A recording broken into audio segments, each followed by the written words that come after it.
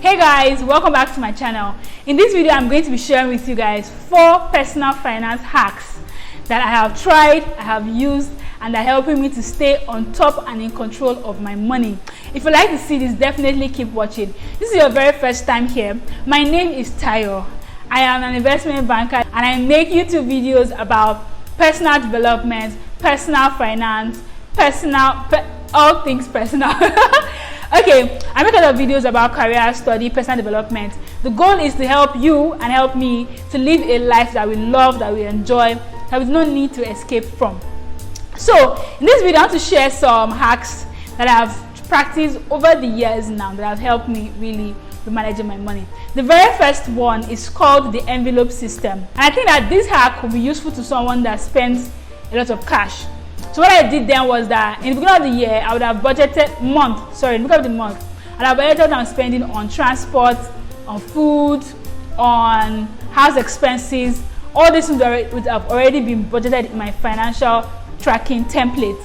And let's say I'm going to spend 5,000 naira on food, 10,000 naira on transport, 15,000 naira on house management. I will get envelopes, 3 envelopes. I'll title one food, I'll call another one transport, and I'll call the next one house management. Then I will withdraw the money from the bank, 5,000, 10,000 naira, and I will put them in those envelopes. And then whenever I want to spend on food, I will go to the envelope of food, take money from them, buy my food, any change I'll put it back in that envelope. Now, why did this envelope system work for me? First of all, because I've withdrawn the money from the bank and I've put it in my just as cash, kept it somewhere, I stopped going to work with my ATM. In short, I stopped using my ATM for anything because I've already withdrawn the money already. There's no money in the bank account. So whenever I'm outside and then I think of, oh, I should buy this thing on the road that I did not budget for, because I have just exactly how much I need for that day and there's no excess, I'm unable to make the unplanned excess purchase. Do you understand what I'm trying to say? And then because the money is in an envelope, when the money is finishing, it's a very, very honest reminder that you're going broke. So if in the very first week of the month the envelope is already very light, you already know that month you've overspent on food. So it's a very easy way to manage your money, to know where every dime of your money is going to, and to prevent yourself from spending indiscriminately, spending money that you did not budget for. Because if you clean your bank account, everything is cash. You can't just be on Instagram and see a nice bag and just transfer it, because there's no money to transfer. All the money is cash. So you have to deliberately spend it. That's the first one. The second one is having separate bank accounts. So I think I have about 7 different bank accounts with different banks. So what that means is that I have a bank account that is a checking bank account. I have one that is a savings bank account. I have one that is an investment one. I have one that is a do not touch. Now all the bank accounts, they have different uses. But basically, the checking account is where I put spending money in. The savings account is where I save money in. The investment account is where I used to invest money and things like that. Now, why does this help? When you get money from your salary account, instead of leaving all the money in that account, right? And if you leave all the money in that account, what will happen is that even though what is left there is your savings money, when you want to spend something, you just say, oh, let me just do a transfer. Let me just use my ATM. You'll forget that money is savings money. But when you separated the money, this money is the savings, this money is for spending, this money is for the XYZ. And another thing I did again beyond that is that I now have only ATM for this checking account. So the only ATM I have is for checking accounts. All the other accounts do not have ATMs. What that means is that I cannot just go and withdraw the money out of the account. All the other accounts as well, they don't have this quick transfer feature. I purposely turned it off. And most of them as well, I don't have the apps for the account. So to access the money, I have to leave my house and go to the bank, and I am too lazy for that, so I don't spend the money. You see how I've just put boundaries around my money. I used to have one account that I purposely forgot. I did not remember the signature. I did not remember the password to the account. It was just there. I was accumulating money. And then one day when I finally needed the money, I went to the bank, and I sat down with them. and it took almost 2 hours to resolve the signature problem, but it was worth it for me because I was accumulating money in that bank account. So that one thing I would say is, open account is free nowadays in Nigeria. Open a parent account, use one for your checking account. Anything you want to spend, put it there. When your bank account is low, you know that you're getting broke, you don't have money to spend, and then leave your savings account, you know, where it is, and let's see, have a lot of restrictions, you know, on it. So that's step 2. A third step is actually a very funny one, and if you are a vendor, you sell things on Instagram, please forgive me, I don't mean any harm to you. The third one is a spending hack, is to unfollow Instagram vendors on Instagram. Yes, let me explain it like this. So before people started selling on Instagram or on social media, if you want to buy a shoe, you have to stand up from your house and walk to the store and pick out a shoe and buy it. Now what that did is that if you are buying it on impulse, by the time you wake up and you dress up and you leave your house and you go to the store, the impulse would have left your body. Therefore, you are able to save your money. But now, on the same app where you are scoping guys, on the same app where you are looking at your friends, on the same app where you are enjoying comedy, is the same app where your Instagram vendor is trying to collect the cash. Do you understand? Trying to take your money. So one thing that I did that really helped me was, because so the way it works is that I follow a lot of people that I want to buy things from. So let's say I want to buy earrings next month, not even this month though, but I found the Instagram page. I'll follow you because I don't want to lose your, you know, your account. And then every time you post a picture, I'll like it. Post a picture, I'll like it. Take a screenshot and like it. And if I'm not careful, I'm probably going to tell you that just 2 left, just 3 left. Those people, they know how to create scarcity around their product, and by doing that, they are pushing you to spend now. Buy it now. We stockpile for 1 month.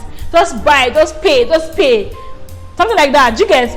By doing that, once I'm following them, I wake up today and I see dress, another dress, another dress. I'm like, oh God, I should just buy it this month. I won't buy it next month, and then I buy it. Next month I say I'm not buying dress. Then I see earring, and that earring, oh, I might just buy this earring. I don't know about you, but I know that I have experienced that, and it's not nice, it's not funny. I found myself spending five figures on dresses when I'm not even going anywhere. It's lockdown. It's lockdown. Why am I buying dresses worth 5 figures? It doesn't make sense at all. So what I learned to do is that I don't forget them. I actually write out their handle. That's what I do. What I did actually was I opened a page in Notion. Notion is a note-taking tool that I use, and I got all their handles at this person, and then I unfollow them on Instagram.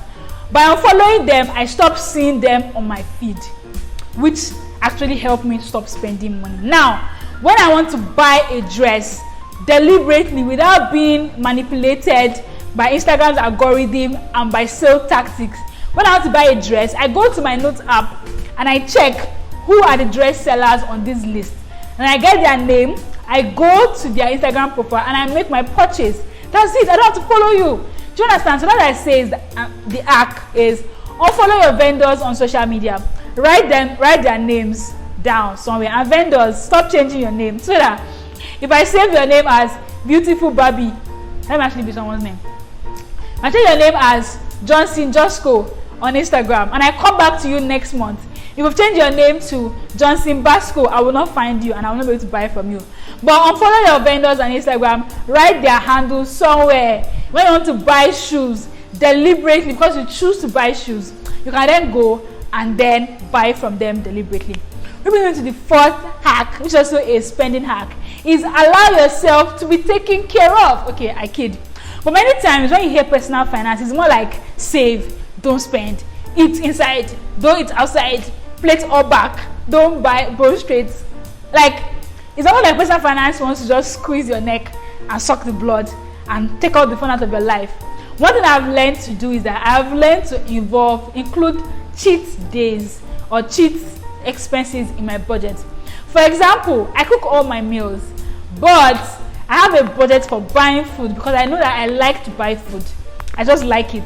Even though I have rice in the fridge, I will still order rice because I don't want to eat someone's food. I will change later in the future. One thing I allow myself now to do is that instead of just saying I'm budgeting only for cooking food, I also put a budget for buying food, because I know that I will eventually still buy food. So instead of me just allowing myself go on rampage when it's time to buy food, if I know that okay, I have just 10k for buying food, I will stay within my 10k budget, but I'm still allowing myself a guilty pleasure. So the hack that I've realized is that whatever guilty pleasure that you have, actually just put it in the budget. Like, let's not work on the goal of eliminating it. That may be a very big goal. And in the video I made about how to set goals that you achieve, I explained why big goals don't work. If you've never watched that video, I'm going to put it here. You should go, is it either here or here? I'm going to just put it somewhere here around me. You should go and you should watch that video. So instead of saying, oh, I want to stop buying food outside, that's a major goal that you may not be able to accomplish, to be very, very, very, very honest, because I've been trying to stop buying food now for about 2 years in working. Some months I'll go without buying food, then I'll not spend the next month buying food throughout the month. Yes, it happens to me. What I would say is that put it in a budget.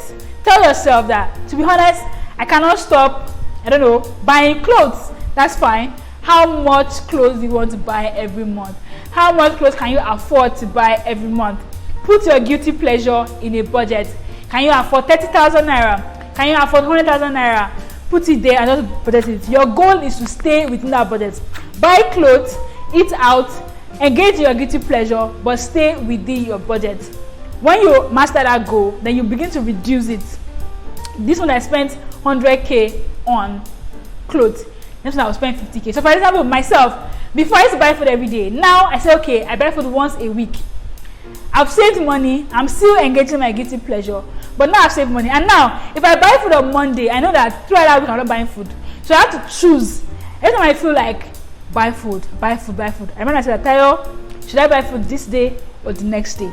Do you understand? Am I still buying food? Yes. Am I saving money? Yes. But it's a gradual process. So you start from budgeting it. The next time you reduce the budget, before you know it, you'll be able to eliminate it completely from your life. So those are my personal finance hacks that I have personally used.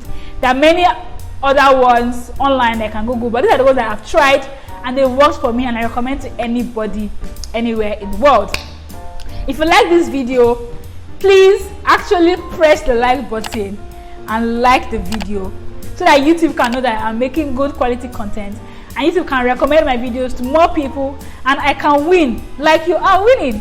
And if you like me, please subscribe to my channel so you can see more videos about it. I'm going to be making more personal finance videos. I'm actually going to be making videos about personal finance lessons I've learned from taking the CFA program. So if you want to get more lessons like that, definitely please subscribe. Follow me on Instagram, visit my website. Thank you very much for watching this video. I'll see you in the next one. Bye.